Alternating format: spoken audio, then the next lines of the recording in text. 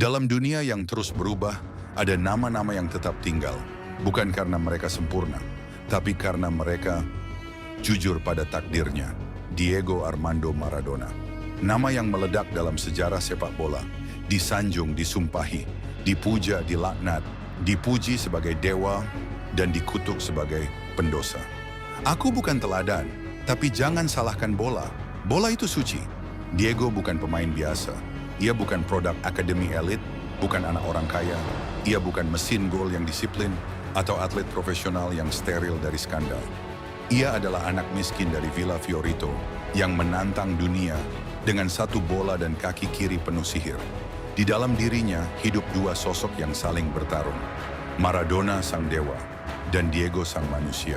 Yang satu menggiring bola bagai penyihir, yang lain tersesat dalam pesta narkoba dan luka yang tak pernah sembuh. Ini bukan cerita tentang kemenangan, bukan pula tentang moralitas.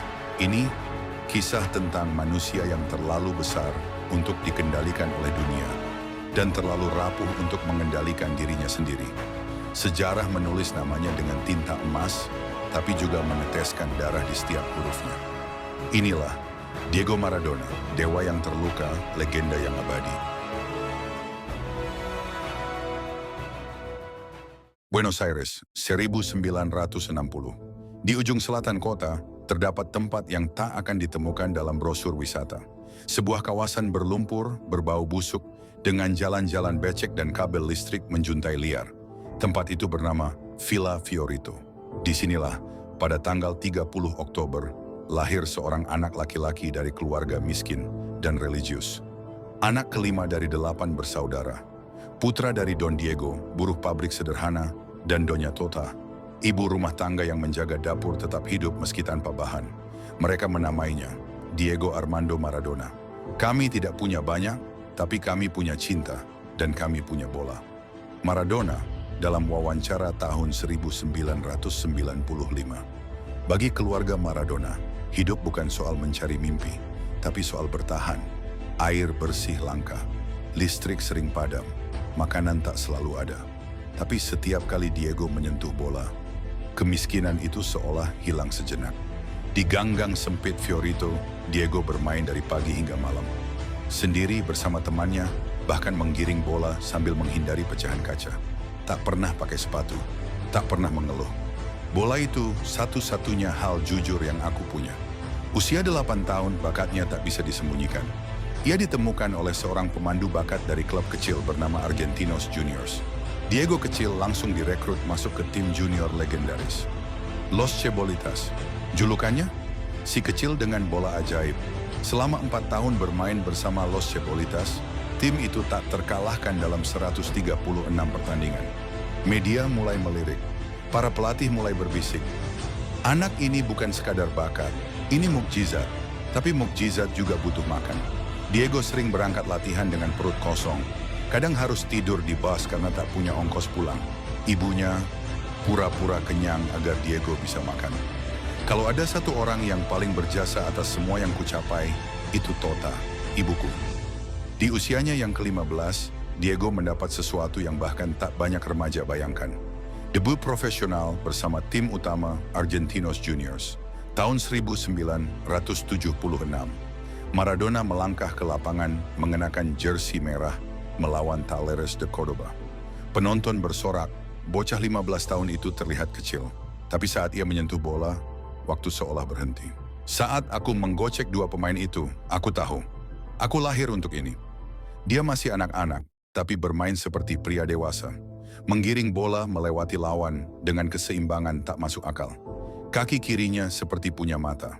Langkahnya seperti tarian. Dan satu hal yang mulai pasti, dunia tidak akan pernah sama lagi. Tapi dunia yang menyambut Maradona dengan sorak-sorai, juga dunia yang akan mencabik-cabiknya tanpa ampun. Sebab dari Villa Fiorito, ia membawa mimpi. Tapi dunia di luar sana menyimpan harga yang mahal untuk setiap mimpi yang ingin diwujudkan. Tahun 1982, Piala Dunia di Spanyol baru saja berakhir. Argentina gagal mempertahankan gelar, tapi satu nama tetap bersinar terang, Diego Armando Maradona. Usianya baru 21 tahun, tapi nilainya sudah mencapai langit. Barcelona, klub raksasa Spanyol, menggelontorkan 7,6 juta dolar, rekor dunia saat itu, untuk merekrutnya dari Boca Juniors. Seorang anak miskin dari Villa Fiorito, kini menjadi pemain termahal di muka bumi. Tapi uang tak pernah menjamin kebahagiaan. Dan Barcelona bukan rumah bagi jiwa yang liar. Diego datang dengan harapan tinggi, tapi ia langsung berhadapan dengan kenyataan dingin. Politik klub, pers yang kejam, fans yang tak sabar, dan wasit-wasit yang membiarkan kakinya dihajar tanpa ampun. Di atas lapangan ia tetap bersinar. 38 gol dalam 58 pertandingan. Tapi di luar lapangan, luka-luka mulai mengendap. Tahun 1983, ia mengalami cedera parah akibat tackle brutal dari Andoni Goicoechea, si jagal dari Bilbao. Engkelnya hancur, butuh operasi, butuh waktu. Tapi di dunia sepak bola, waktu adalah kemewahan. Setahun kemudian, di final Copa del Rey, Maradona meledak. Usai diprovokasi sepanjang laga, ia menyerang pemain Athletic Bilbao. Tendangan, pukulan, kekacauan, perkelahian massal terjadi di hadapan Raja Spanyol. Dunia menyaksikan dan menghakimi. Itu bukan aku, itu Diego yang marah karena tak ada yang melindunginya. Barcelona tak tahan lagi. Mereka ingin menjual sang dewa yang terlalu sulit dikendalikan. Dan dari Italia, datanglah tawaran yang terdengar gila. Klub miskin, tak terkenal, dari wilayah termiskin di Italia, Napoli. Harga transfer 10,5 juta dolar. Lebih besar dari Barcelona.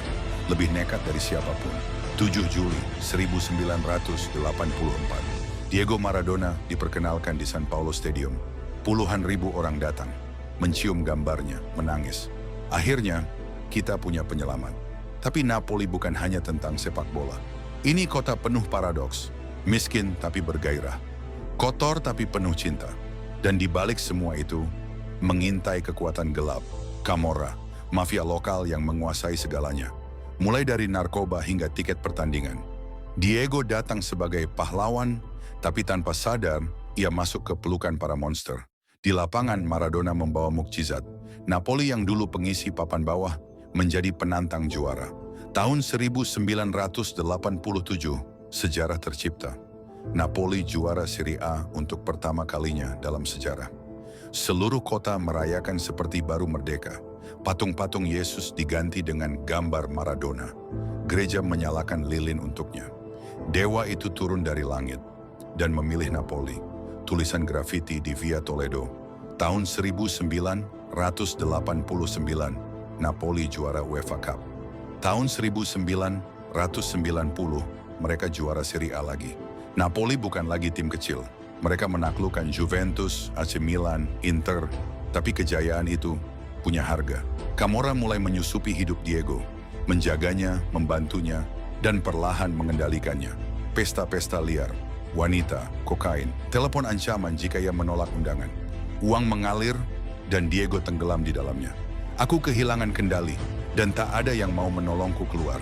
Tahun 1991, setelah bertahun-tahun dicintai bak dewa, Maradona ditangkap. Tes urin menunjukkan hasil positif kokain. Dihukum 15 bulan larangan bermain, diusir Napoli, dihina pers, ditinggalkan oleh orang-orang yang dulu mencium kakinya. Anak dari Villa Fiorito, yang pernah mengangkat Napoli ke surga, kini dilempar dari langit, jatuh kembali ke tanah, dan untuk pertama kalinya, sendirian. Napoli memberiku segalanya, dan juga menghancurkanku.